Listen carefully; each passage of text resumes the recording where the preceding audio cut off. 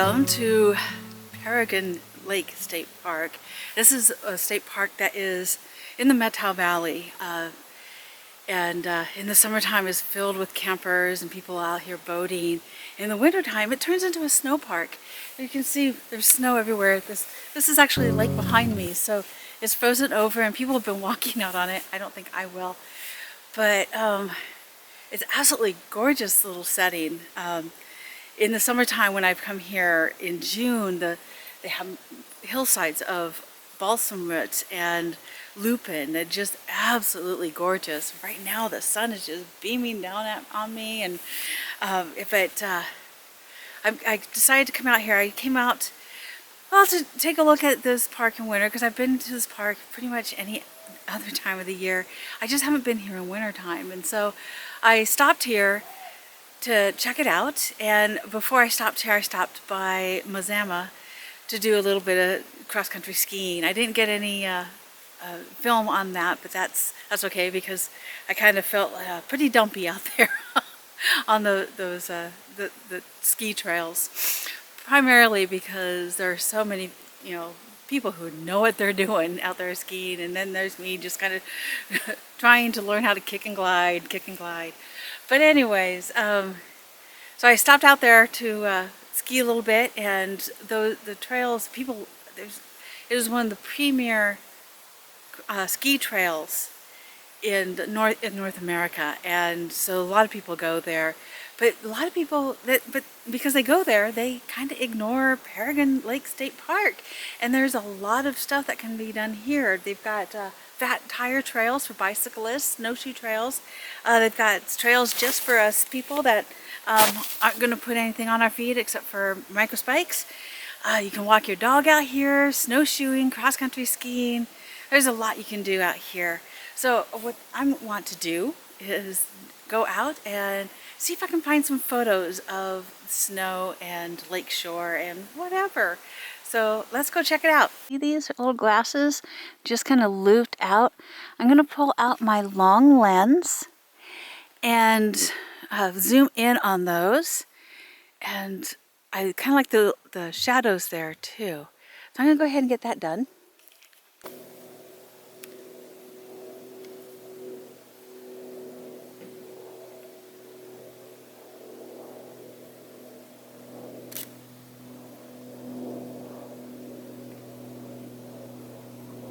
I'm going ahead and hand holding out here because it's pretty bright and it's 3/20th of a second, so it's easy for me to hand hold it. I'm at ISO 100. Needed the shades because it's just too bright. So what I ended up doing was just focusing on one of the reeds. It's just the big one that's kind of coming down this way.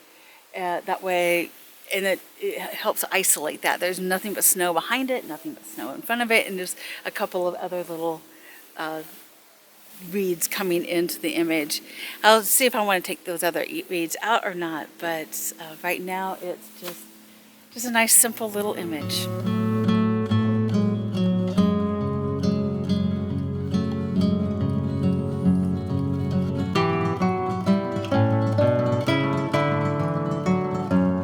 Of this hardtack, which is this little stick sticking up. It's kind of a flower.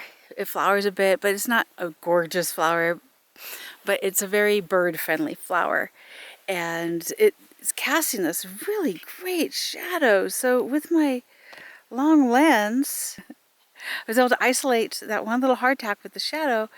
And then if we move over here, you see all this beautiful sidelight on these bumps in the snow and casting the shadows. And again, with my zoom lens, I was able to get right in and just focus on those, creating some abstract images. So let's go ahead and put those up on the screen for you, and we'll move on.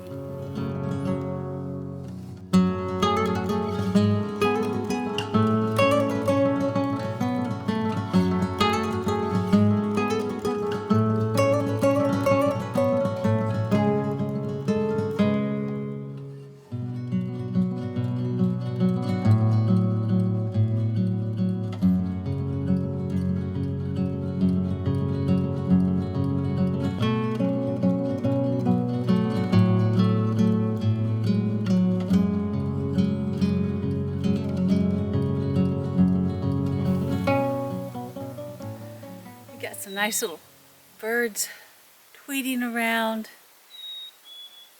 It's a big voice, and it's a little itty bitty bird over there. But I wasn't too sure we'd have sunset tonight since when I got here the skies are absolutely blue, but we've had a couple of clouds showing up, so I might stick around for another hour to see if those light up with any nice colors at sunset. The sun's beginning to set behind the ridge, which is on the west side of the lake, and there's also a ridge on the right side, on the east side.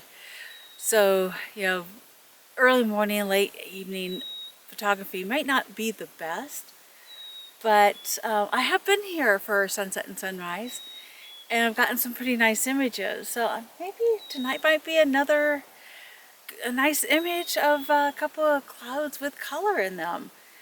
And I'm just gonna sit here and a little bit longer and listen to the serenade of the birds.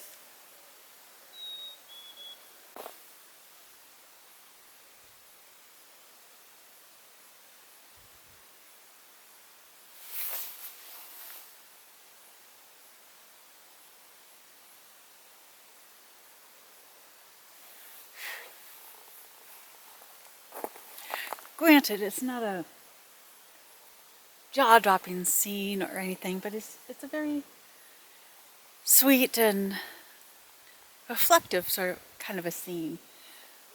Clouds are yellow up the top, but I'm really not getting the clouds up there. I'm more focused in. I kind of zoomed into the mountains beyond the lake over here, or the hillsides, as we call them in Washington, but kind of zoomed into there with the clouds going across this way. And I've got it f9 at got it at ISO 200 f9, and it's 1/20th of a second. I do have it on a 2-second timer, and I did make sure I turned off the anti-shake, the image stabilization. That's what it's called. That's right. And I'm gonna go ahead and get an image here. I kind of like. I may have to see if I can bring out the yellows a little bit more in Photoshop.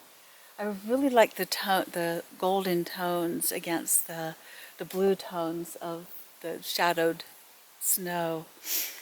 But just a nice quiet little scene, ending your day. And I'll see you later.